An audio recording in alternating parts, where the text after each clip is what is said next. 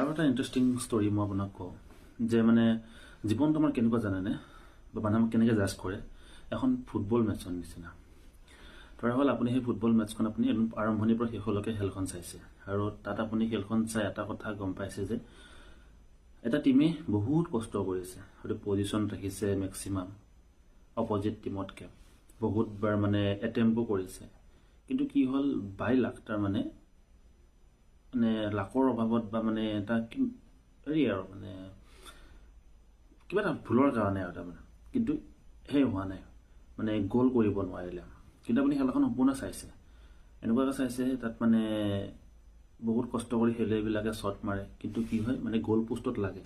আৰু এটা কথা ইণ্টাৰেষ্টিং যে মানে গ'ল পোষ্টত যদি গ'লটো লাগি নহয় সেইটো মানে শ্বট অন টাৰ্গেট কাউণ্ট কৰা নহয়, ঠিক আছে। বহুত কষ্ট কৰি খেলখন কি হ'ল সিহঁতে জয় হ'ব নোৱাৰিলে বা গ'ল কৰিব নোৱাৰিলে, বহুত মানে শ্বটো মাৰিলে, বাৰ বাৰ হয়তো গ'ল পোষ্টত লাগে বা গ'ল পোষ্টত একেবাৰে কাষেদি পাৰ হৈ যায়। গ'ল পোষ্টত লাগিলে যিহেতু শ্বট অন টাৰ্গেট নহয়, তো সিহঁতৰ লাষ্টত যিটো চামাৰি দেখালে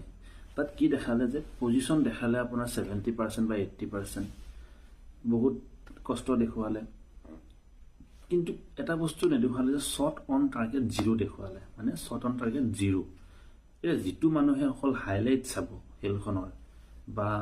বেলেগ একো নাচায়, অকল চামাৰিটো চাব যে পজিশ্যন ৰাখিলে ইমান কৰিলে, কিন্তু এটা শ্বটো টাৰ্গেট ৰাখিব নোৱাৰিলে, তেনে ক্ষেত্ৰত তেহেঁতে কি ক'ব যে নাই টিমটো কাম নাই, টিমটো ভাল নহয়, অমুক তমুক কিবা বহুত ক্ৰিটিচাইজ কৰিব। কিন্তু আপুনি যিজন মানুহে আপুনি খেলখন লাইভ চাইছে সেইজন মানুহে গম পাব যে খেলখনত খেলুৱৈসকলে কিমান কষ্ট কৰিছিলে আৰু কিমানবাৰ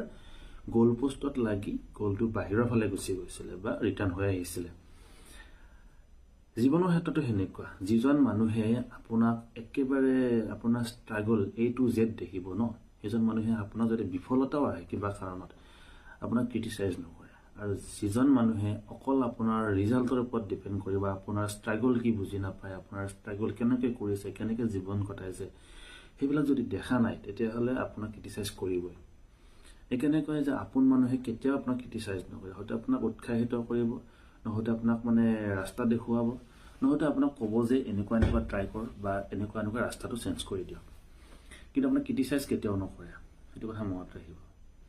আৰু জীৱনটোনো কেতিয়াবা আপুনি এনেকুৱা ধৰণৰ মানে প্ৰব্লেম ফেচ কৰিব য'ত মানে আপোনাৰ ৰাস্তা নোহোৱা হৈ যায়, কি কৰিলোঁ কি নকৰিলোঁ, ইয়াৰ পৰা কিয় এনেকুৱা হ'ল কিয় নহ'ল, সেইবিলাক আপোনাৰ মানে পূৰা চিন্তাতে মানে আপুনি মানে আপোনাৰ যিটো যিটো মগজু ন আপোনাৰ মাথাই কাম নকৰা হৈ যাব। তেনে ক্ষেত্ৰত আপুনি এটা কথাই মনত ৰাখিব লাগিব